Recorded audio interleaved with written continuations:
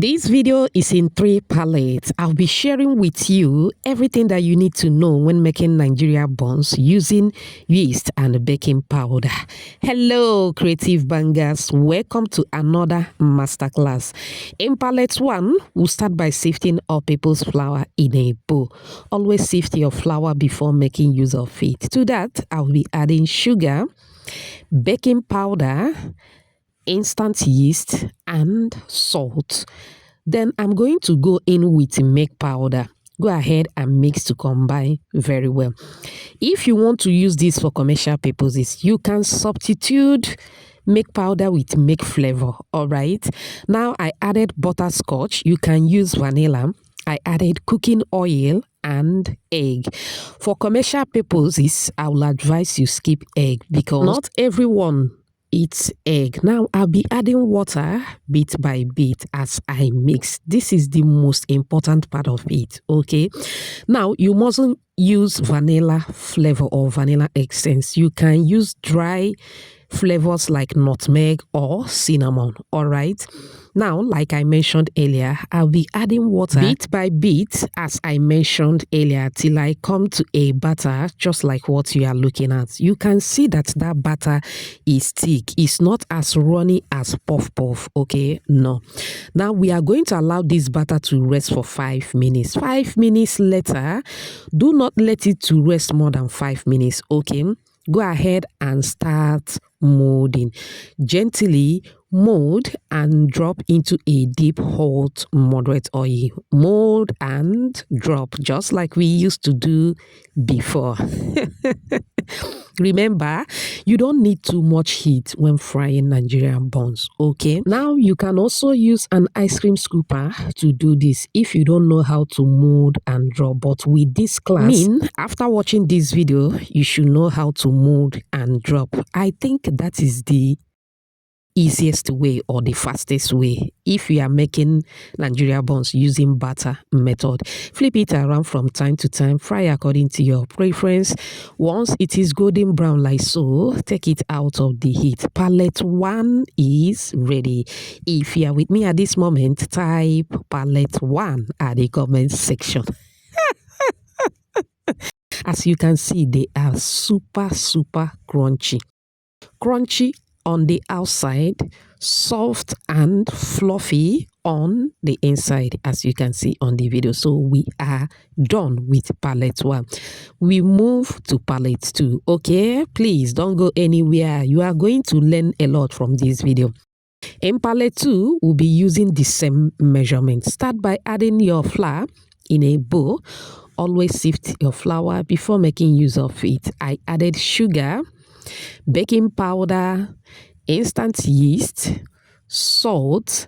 I will also add milk powder just like I did to pallet 1. Okay, one thing about homemade is that you are in control of your ingredients. You choose the one you want to add and the one that you don't want to add. Okay, now I added butterscotch, cooking oil, egg. I am going to start adding water bit by bit. Now pay attention to pallet 2. Okay, pallet 2 is totally different from pallet 1.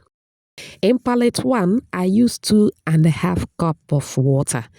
In pallet 2, I want to add more than what I added in pallet 1. I'm going to add 3 cups of water just to know what it will look like at the end of the frying. Okay, now I will not advise you to do the same thing I did in pallet 2. I purposely did this just for learning purpose. Okay, bear that in mind. Should in case you made a mistake of adding too much water, do not panic. Okay, your buns will still come out very well but may not share the same texture just like pallet 1. After mixing, we are going to cover and allow to rest for 5 minutes just like we did in pallet 1. 5 minutes later, now I noticed that it becomes more soft. Do you know why? Because it is more runny compared to pallet 1. Okay, but at the same time it is moldable, as you can see on the video. Mold and drop, mold and drop, mold and drop into a deep hot moderate oil. Just like we did in pallet 1. Now this pallet 2 is giving me puff puff vibe. I mean, the appearance, the look is giving me puff puff vibe, but it doesn't share the exact texture with puff puff. Okay, it is because of the batter. Flip it around from time to time, fry according to your preference. You can see what it looks like. It is looking so beautiful, but not as crunchy as pallet 1. Take it out of the heat once it is ready. Put in a paper towel to drain out the excess oil, and pallet 2 is ready. If you are with me at this moment, type pallet 2 at the comment section so that I will know that you watch up on this minute. I open it and this is what the inside looks like. You can see that the inside is so filling. It's not as stretchy as puff puff. Please, it has nothing to do with puff puff. It still has that buns texture, but it doesn't have that crunchy on the outside. I don't know if you understand what I mean. Now we move to pallet 3. Okay, now pallet 3 will be using a different method. Now I added water in a bowl, vanilla mixed to combine very well. Go ahead and set it aside. In another bowl, we are going to sift in the flour. Always sift your flour before making use of it. Very important. Now to the flour, I am going to add baking powder, yeast and salt. Okay, now I'm going to add milk flavor instead of powdered milk. Then I added sugar. Remember I said you can substitute. Okay, now I'm going to mix to combine very well before I move in with the butter. Remember, pallet 1 and pallet 2, we didn't use butter. We use cooking oil. It shows that you can use either cooking oil or butter to make your Nigerian buns. Okay, now go ahead and mix to combine very well till you form a sandy texture. It is time to add the liquid. Okay, I'll be adding the liquid bit by bit, just like we have been doing. Now, the liquid that I mixed, I mean the water and the vanilla, was not enough. I'm going to add extra liquid.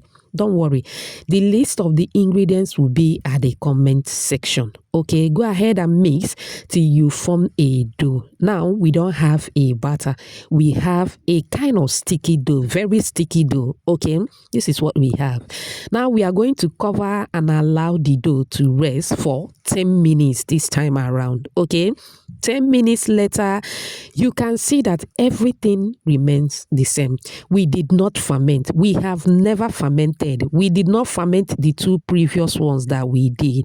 So if you are with me at this moment, type no fermentation at the comment section.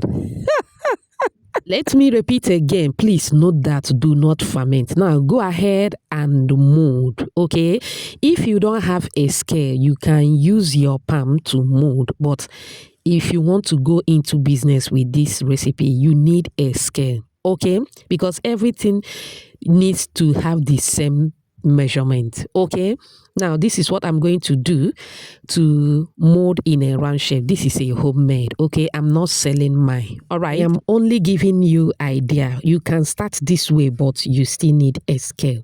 Once you are done molding, go ahead and fry. You can see what the texture of pallet 3 looks like. Take it out of the heat once it is ready, and we are done with this simple masterclass. I hope you learned something from this video. Which of the palette do you prefer? Let me know at the comment section. Look at that. If you watch up on this minute, type another banger at the comment section. I open it and this is what the inside looks like. Mamma mia. Thanks for watching. Bye.